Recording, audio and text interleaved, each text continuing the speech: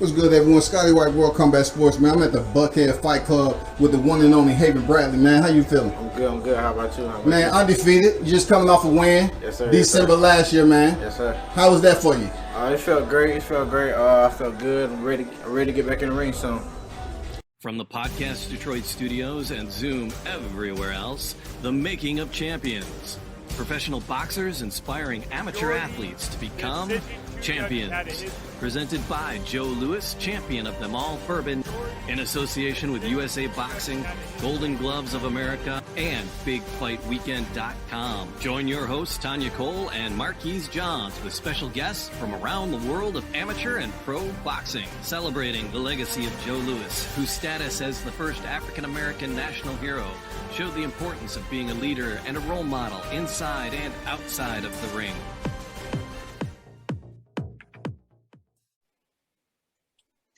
Thank you for joining us for this episode of The Making of Champions. As always, it's my pleasure to have on my distinguished co-host, Marquise Johns of Big Fight Weekend. How are you? Pretty good, Tanya. Another great weekend of fights slated with us. How you doing? Okay. Oh, of course I'm doing well. I just had a birthday, so. Absolutely. Happy belated, by the way. So this is the part where people ask inappropriate questions like how old you are and such, but instead I'm going to skip all of that. And welcome to the program, our guest for this episode of Making of Champions.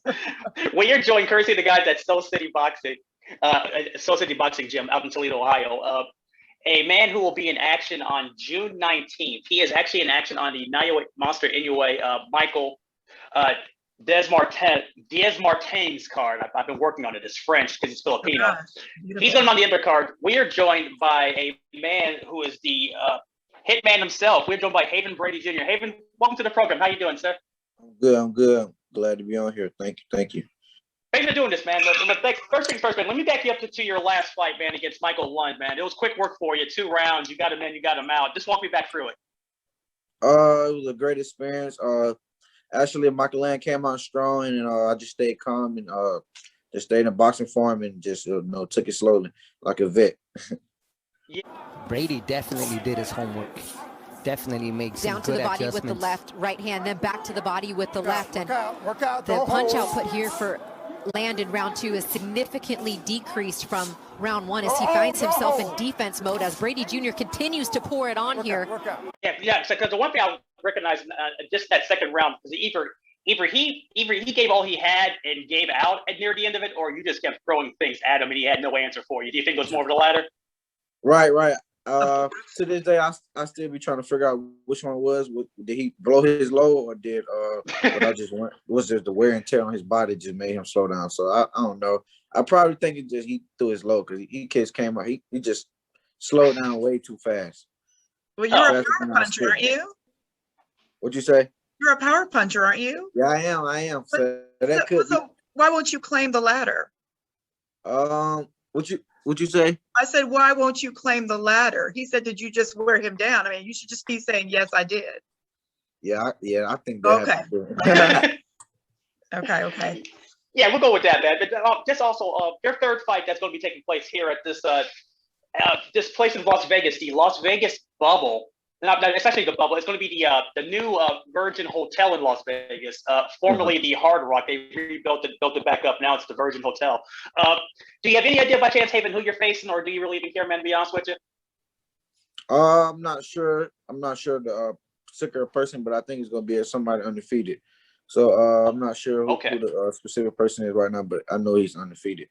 So we'll just see when we get there. All right. Well, that's all that matters. As long as there's someone on the resume, that always helps out. And actually, let me start with this as well, man, because I know you may have asked this before, but I didn't know just on my end. How did you link up with Roshan Jones and Soul City, man, coming from Albany, Georgia, man? Check me up on that. I linked with Soul City in my amateur days. Otha Jones Jr. Scouted me out in the national tournament, and before the national tournament, I had came down here one day, and I was working with Otha Jones the third, and I just liked how he moved and stuff like that, and how he looked it. So when I finally made that turn, I had came down here and did a camp, and just been here since then. Brady, this is my documentary. Please like, comment, subscribe.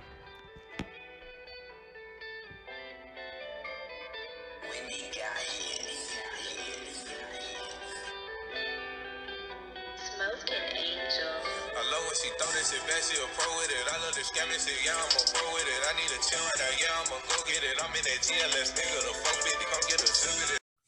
Okay, yeah, because speaking of Ofo, this is just a sidetrack a little bit here. He was just last in action on this last this Bube Andrade card with Matchroom.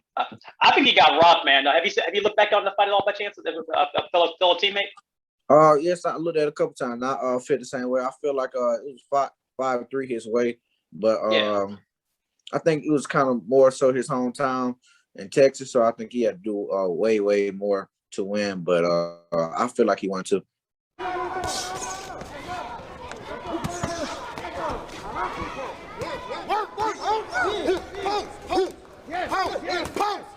You about to come with a shot. You about to come with a shot. You about to come with. Come on, pose. Pose. Keep him on the rope. Stop. Yeah, no, I think he honestly, man, just absolutely got jammed on that whole decision, by the way. But the Mark, one thing before you go on, I want to know this because we're talking about the whole how did you get with Soul City Boxing part and being scouted by Otha Jones. Did you know what you were signing up for? Because we've had the opportunity to speak with Rashawn Jones, and we've watched him for the last few months, at least me personally. And he's someone that does not play around. He's got a phenomenal gym out there. He's a phenomenal wrestling coach as well, and he works with all of his talent there, and without playing around, without holding back. Right. Did you know what you were signing up for, and what is it like being at Soul City Boxing Gym? I didn't know it would be an adventure like this. I knew there was it was a great team and a great program, but I didn't know it was going to be this well. So when I got here, I was kind of surprised with all the extra things and that they brought to the table and they added to my game. So no, it was a surprise.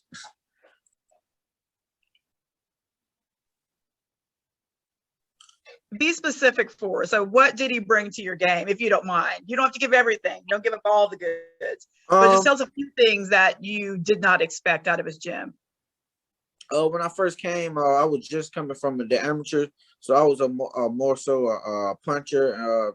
I didn't know how to place my punches well, and I was kind of like strictly coming for it because I was just so overwhelmed. I was overwhelmed all of my opponents with my power. So with me switching over to the program, he said I need to learn how to box a little bit more and how to use my feet and how to set up my power.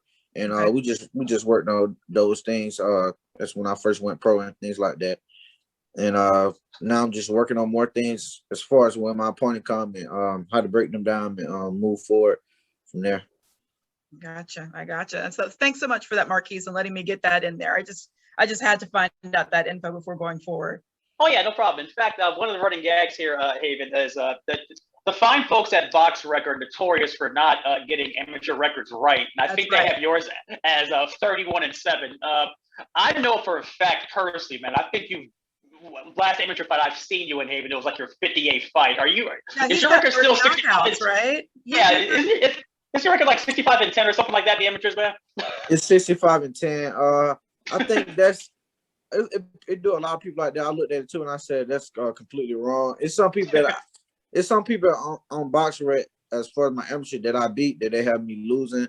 So I don't know. I don't know where they get that from. Some people I beat on there, they got me still losing, and it's just totally wrong. But my amateur record was 65-10.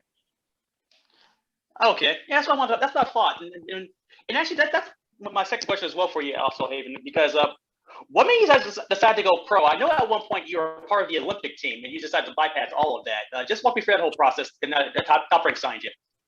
What made me go pro was in the last tournament. I think it was 2019. In 2019, the U.S. National, that being I think it was in Louisiana. Louisiana. I wasn't able to go to that tournament. I was X'd all the way out because of my age. Then I also tried to go to the Olympics, but they said I was too young for the Olympics.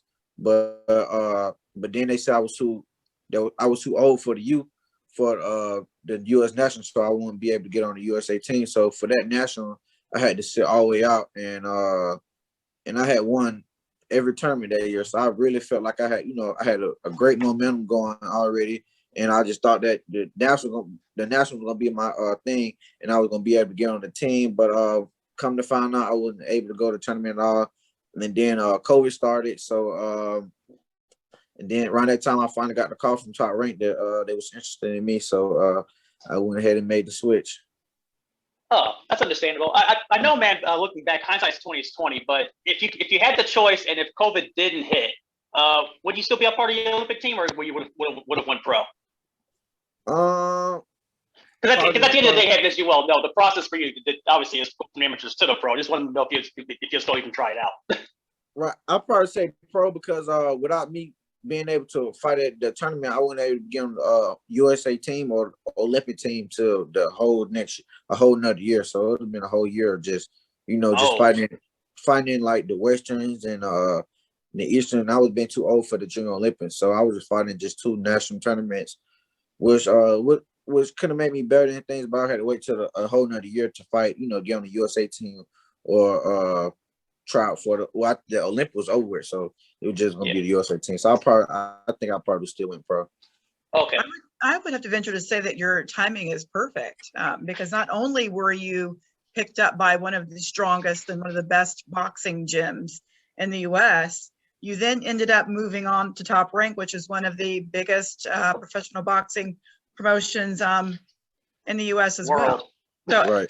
Yeah, exactly. So I kind of trust your intuitive timing there. What was it like for you to sign that? I know it's not a dotted line. For those of us that are older, it used to be like a little dot matrix line. For you, it's darker and it's straight. But what is it like for you? What was it like for you to sign that line for Top Rank and turn pro? We've talked to a lot of boxers that we've got one that's coming up actually this weekend who's fighting her first pro fight. What was that like for you when you signed that line? I think it was the biggest part of my career. That's just something that since I've been boxing, I either want to get signed by Top Rank or Matchroom Boxing, and to get the call from Top Rank at a young age, and without me doing as much as I thought I need to do in the amateurs, to be with one of those top promotion companies, it just was a great feeling, and I'm just so blessed to get the call from them and be a part of Top Rank. Do you think it's all blessing, or do you think it's been because of your work? I know that you've talked about times where you and your dad have sacrificed and have been on the road, times where you've had to do your homework extra late because you were training and working at the gym. Right. And then also times that your coaches had to spend additional hours with you, and that you decided on your own to put that time in. Right. How much do you give to blessing, and how much do you give to the work that you put in? I say a 50-50. Okay. I say without the work, it wouldn't be done. I wouldn't be at the point where I'm at. And then without just blessing, being in perfect timing, me making decisions at the right time, getting the extra push from the man above. So I say 50-50. Fair enough. But I feel like it wouldn't be true. I mean, I don't care how many blessings I have. If I didn't put the hard work in, I wouldn't be able to be at the point where I'm at right now. So that's why I say 50-50. There you go. There you go. I know Marquise talked with you about your round 2 KO that you had. I think, was that your second fight? That's my second fight. Yes, correct. So your first fight, you got out in 4 rounds KO, and you said that you should have been out in round 1. Can you tell me about that and what happened in that fight? Tell me if your power punching had anything to do with it in terms of your thinking as to why you should have been out in 1 versus round 4. What made me say that it should have been round 1 then ready 4 is because the first round I had him hurt, but he actually said it was a low blow, so he had time. He started rough and had time to recover, and by the time he recovered, the round was over with, and I think it prolonged way longer than it should, and he just kept saying a lot of low blows that I hit him with, and it was only one of them I really hit him with, but it's 2 more that he said that I think he was just trying to buy time, and yes, I think over the time my power just wore him down, and I just finished him in the 4th. Okay, I know in one of your articles that you were featured in, you talked a little bit about that particular boxer's experience and maybe that coming into play with the fight. Tell us about how experience plays into a fight, and who would you rather fight? Would you rather fight the more experienced boxer or the amateur that's coming into the ring that's a little more unpredictable? I always go with experience because I'm trying to get better and keep elevating each fight. And a non-experienced boxer will elevate me like I should or like I would want to. So I would want their experience in that. And the fact that I fought an experienced boxer like that, my first fight was a good thing. I think it got me more settled and things like that, and be more cautious of what I'm seeing in the ring, and his experience played a part in how he hold and how he bought a lot of time. It was a lot of times I heard him in a fight, and he was a vet, so he know how to survive and things like that. So, but I always would rather fight an experienced fighter. Gotcha. Well, speaking of experience, we're going to take a break, and when we come back on the Making of Champions, we're going to talk a little bit about your experience, Haven, and what you hope to share with the youth.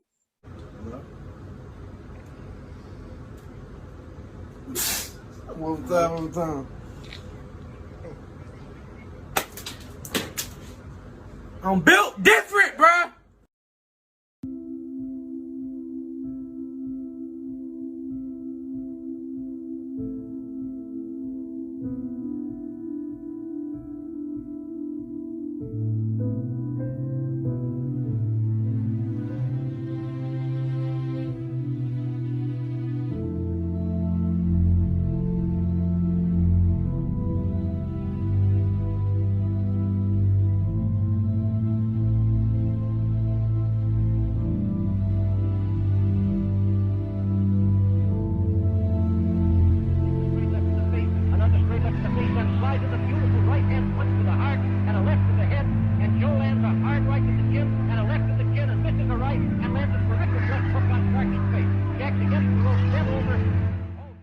Now we're back with Making of Champions. Haven, can you share with us a little bit more about why you would want to choose to fight a more experienced boxer, and how has your experience influenced your fighting strategy? The one thing that you've said about your fighting is that you can adapt to almost anyone. And why is that? Is it because of your experience? Is it intuition, or is it both? I can adapt to all fighters and mostly all fighters because just me fighting and sparring different kind of people and going all over the country to see different styles and fight different people and spar different people that was always better than me and that was at a level above me, and it made me elevate and get better, and finding an experienced fighter it helps you get better and it elevates your game, and it make you better. And I think when people fight somebody better or more experienced, it brings the best out of you. I think when you fight somebody lower to you, sometimes people tend to, and me too, I also tend to go down to that level. So when I fight somebody better and things like that, it kind of elevates me and make me fight better and show my skills. So as a fighter, what are you bringing to the table? What do you mean by that? As a fighter, what are you bringing to the table? I know that you're a power puncher. What else are you bringing to the table or to the ring? Just my IQ in the game, and also my speed. I haven't been able to showcase my speed as much as I want to, but in my upcoming fights, you will see more Haven Brady Jr. and just some more stuff I have in my arsenal. And Marquise, I know that you've got some questions. I see your face back there. What do you want to ask? Yeah. I'm gonna whip her lighting up actually. The one question I want to ask you, Haven, just to completely segue from all of this. You mentioned your ring IQ. I wanted to talk to you about your things you're doing outside of the ring. So you got an associate's degree from pretty much a dual university here for a business management. What did you want to apply that to, and what was the business that you were trying to work into? I know Roshan Jones has horses, man. Was that your thing, or were you trying to do something totally different? What you saw? You kind of went out the last. Yeah, I probably went out a little bit. I'll repeat. I noticed that you also, Haven, that you have your associates because you graduated from Albany Tech and another university as well. Just wanted to ask you, what were you planning to apply that degree for in the business management? After I get done boxing, or not technically, after I get done in a good part of my career, when I'm financially stable and I will be able to go out and venture new business and things like that. I want to open up a couple of business. I'm not sure exactly what business I want to operate and open up yet, but I'll just see how the market and what the market needs to where I can apply my degree on in the society. So you've got a 3.5 GPA there. So what are you thinking you might want to dabble into? I'm kind of more in whatever the community need or society need at the time. So I think food is always something that'll be there. Medical. I'm not just sure yet. It's a couple things I have my mind on, but I'm just not firm or just what I want to do yet. So I'm just see when it's time to come with what I do. Is that when it's time, we'll just be customers, right? We'll be clients. When it's time, we'll know because we'll just be the customers and clients for you. Right. Thank you. Go ahead, Marquise. Yeah, well, I just want to piggyback off of that as well, because you mentioned something to do with with food, medical, and the youth. Obviously, you're working with Roshan out in Toledo. You see the nonprofit that he was running. Is that something that you've picked up any notes off of and want to pick up probably take back home to Albany by chance? Right. Yes. That's always been one of my biggest things. I love giving back and just helping the people coming up because somebody helped me get to where I'm at right now, and people are still helping me to get to a better level. So I always want to help the kids out, and any way I can, I want to help them out and just always interact and do things so they can be where I'm at or be even better. All right. How do you want to be a role model for the youth? I know that you said, I want to be a great fighter, someone that everyone remembers. You also said, most importantly, I strive to be a role model for the youth. How do you plan on being a role model? And how do you want to be remembered not only by the children in the community, but how do you want to be remembered as a fighter? I know that's a long way forecast out for you, but no. Out 20 years for me with that last. Right, but I want to be a role model by the youth. Is always by leading the example. I have to lead by example. Show them what needs to be done and what steps need to be taken to be done, and how to move forward in life. And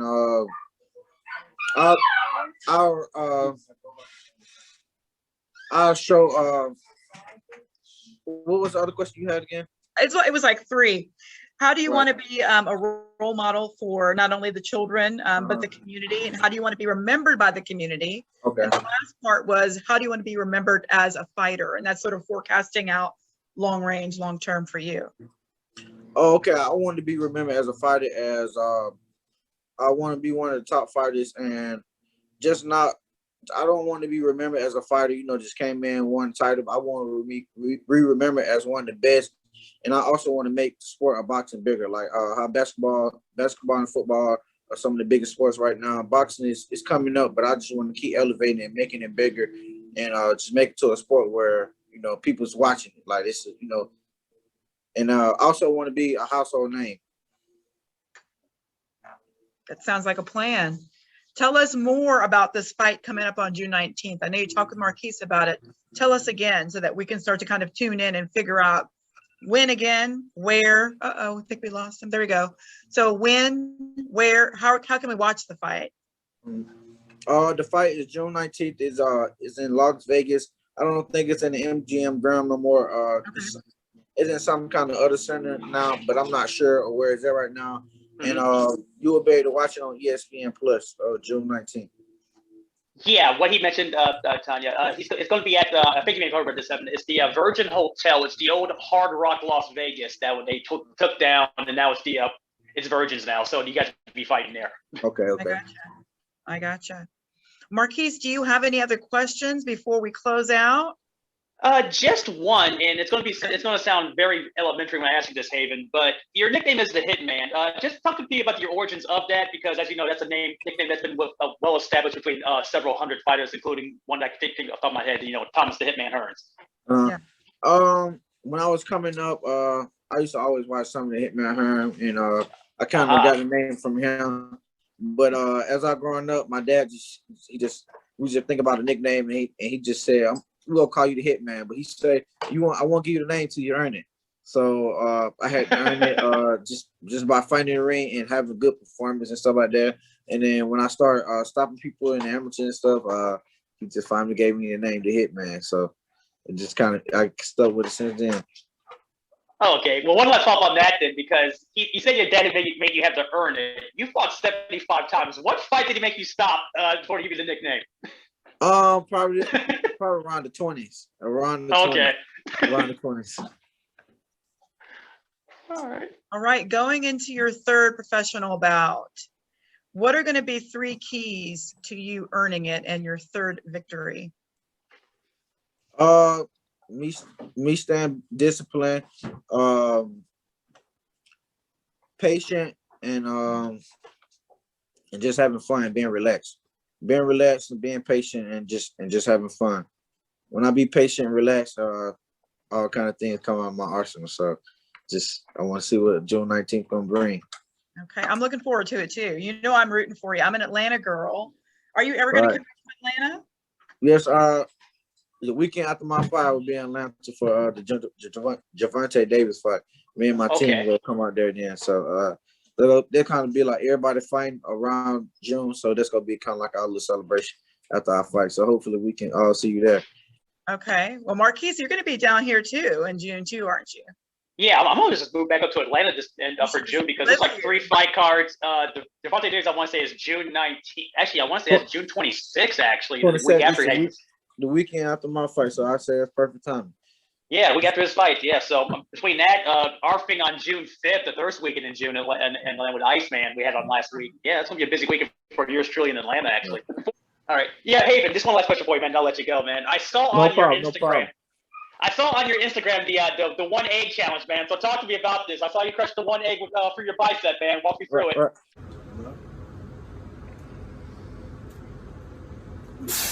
One time. I'm built different, bro. Well, I had seen somebody do it. Me and my teammates, me, Charles Conway, and Isaiah, we was talking about it. We said we were gonna try it one day, and it took some time for us to try it. But one day we went ahead and got the eggs and tried it, and actually it took me a couple of times to get it. It was hard. I was gonna say, how many eggs?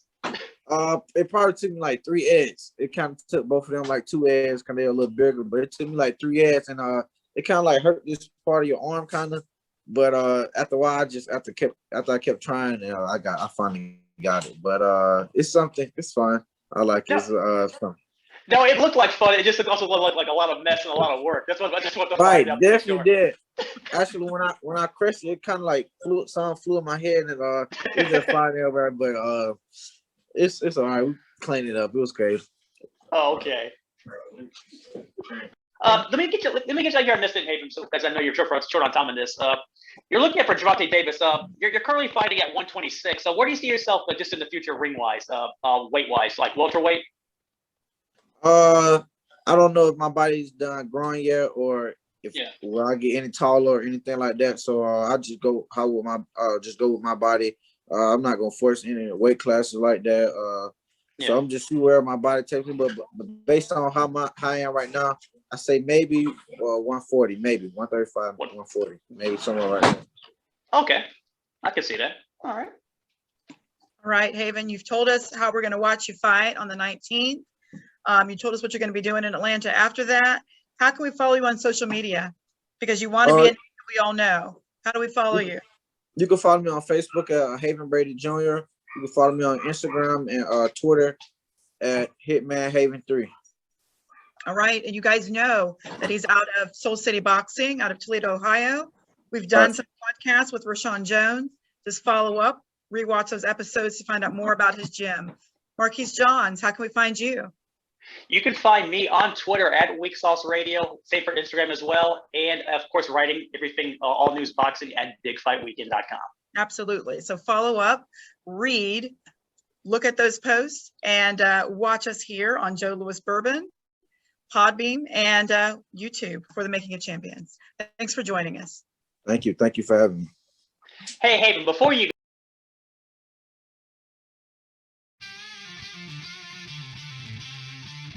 Well, let's say hello to senior writer, bigfightweekend.com, Marquise John.